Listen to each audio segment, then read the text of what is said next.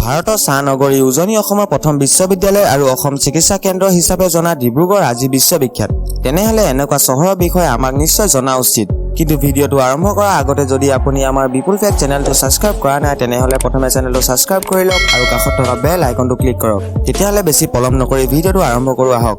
ডিব্ৰুগড় অসমৰ অন্যতম বৃহৎ চহৰ আৰু ডিব্ৰুগড় জিলাৰ সদৰ। ডিব্ৰুগড় অসমৰ পূব প্ৰান্তত অৱস্থিত এখন ধুনীয়া চহৰ।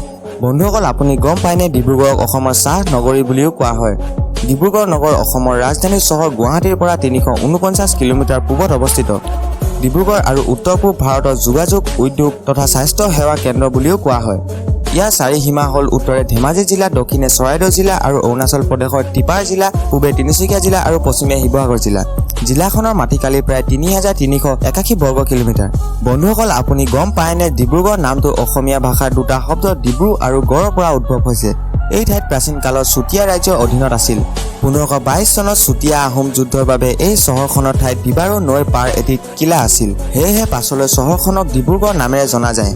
অসমত ব্ৰিটিছ শাসনকালত ডিব্ৰুগড়ৰ ভূমিকা বহুত ব্যয়বহুল আছিল, কাৰণ এই সময়ত ডিব্ৰুগড়ে উজনি অসমৰ প্ৰশাসনিক আৰু বাণিজ্যিক কেন্দ্ৰ হিচাপে কাম কৰিছিল। ব্ৰিটিছ শাসনকালত ডিব্ৰুগড় তিনিচুকীয়া জিলা অংশ আছিল। তাৰ পিছত ডিব্ৰুগড়ক বেলেগ চহৰ হিচাপে ভাগ কৰা হয়। 1971 চনত ডিব্ৰুগড় জিলা সদৰ ডিব্ৰুগড় হয়। ডিব্ৰুগড় জিলা মহকুমা হ'ল ডিব্ৰুগড় আৰু নাহৰকটীয়া। নাহৰকটীয়াক নতুনকৈ জিলাখনৰ দ্বিতীয়টো মহকুমা হিচাপে ঘোষণা কৰা হৈছে। অসম বিধানসভাৰ 7টা সমষ্টি ডিব্ৰুগড় জিলাতে অন্তৰ্গত। ডিব্ৰুগড় বিশ্ববিদ্যালয় উজনি অসমৰ প্ৰথম বিশ্ববিদ্যালয়। 1965 চনতে স্থাপিত বিশ্ববিদ্যালয়খন ৰাজাৰভেটাত অৱস্থিত আৰু ডিব্ৰুগড় সদৰৰ পৰা প্ৰায় 5 কিলোমিটাৰ নিলগত অৱস্থিত অসমৰ এক উল্লেখযোগ্য শিক্ষা কেন্দ্ৰ। বন্ধুসকল, আপুনি জানেনে অসমৰ এক অন্যতম চিকিৎসা মহাবিদ্যালয়খন ডিব্ৰুগড়তে অৱস্থিত।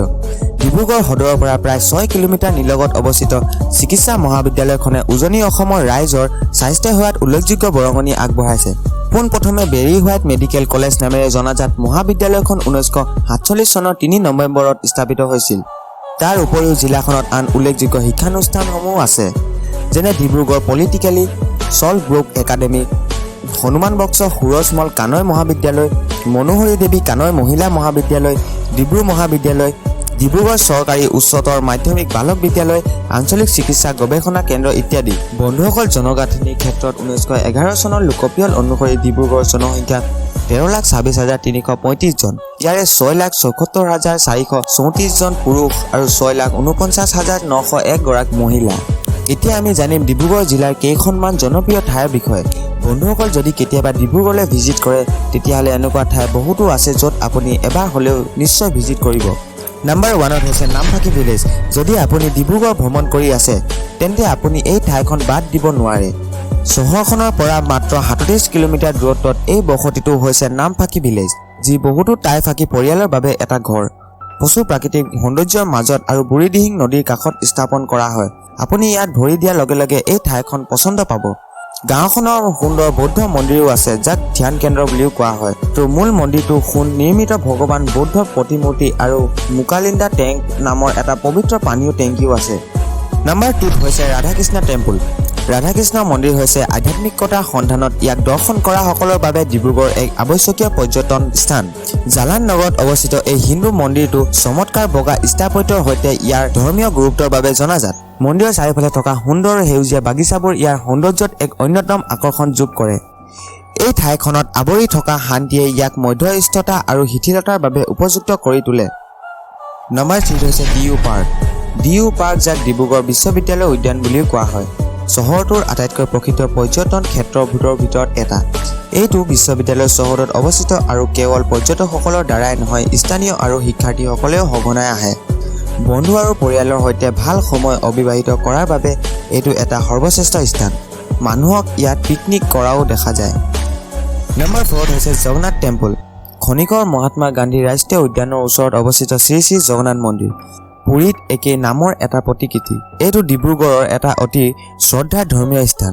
মন্দিৰটো ইয়াত শান্ত পৰিৱেশ আৰু আধ্যাত্মিক পৰিৱেশৰ বাবে জনাজাত। ৰঙা শিলেৰে নিৰ্মিত মন্দিৰটো চাবলৈ দূৰ দূৰণিৰ পৰা মানুহ ইয়ালৈ আহে। নাম্বাৰ 5ত হৈছে নাহৰকটীয়া চহৰ। নাহৰকটীয়া ডিব্ৰুগড় এখন বাণিজ্যিক চহৰ। ইয়াক চাহ বাগিচা আৰু গাঁৱৰ বাবেও জনাজাত। চহৰখনে এটা ঘটনাৰ পৰা ইয়াত নাম পাইছিল নাহৰকটীয়া, য'ত কালিয়া নামৰ এজন ইখাসকে ৰাজকুমাৰ নাহৰৰ শিৰচ্ছেদ কৰিছিল। বৰ্তমান ইয়াক ডিব্ৰুগড় জনপ্ৰিয় বনভোজস্থলীসমূহৰ ভিতৰত এটা বুলি গণ্য কৰা হয়। নাম্বাৰ 6 হৈছে ব্লুজম।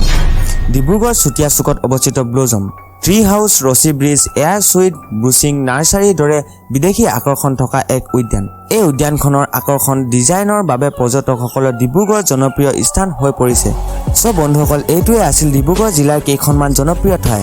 আৰু মোৰ ফালৰ পৰা যদি কোনোবা ঠাই বাদ পৰিছে তেন্তে কমেণ্ট ছেকশ্যনত কমেণ্ট কৰি দিব, তাৰ ওপৰতো ভিডিঅ' বনাবলৈ চেষ্টা কৰিম। সব বন্ধুসকল, আজিৰ ভিডিঅ'টো ইমানতে সামৰণি মাৰিছোঁ। নেক্সট ভিডিঅ'টোৰ বাবে বিপুল ফেক চেনেলটো ছাবস্ক্ৰাইব কৰক, ভাল লাগিলে যদি লাইক আৰু শ্বেয়াৰ কৰক।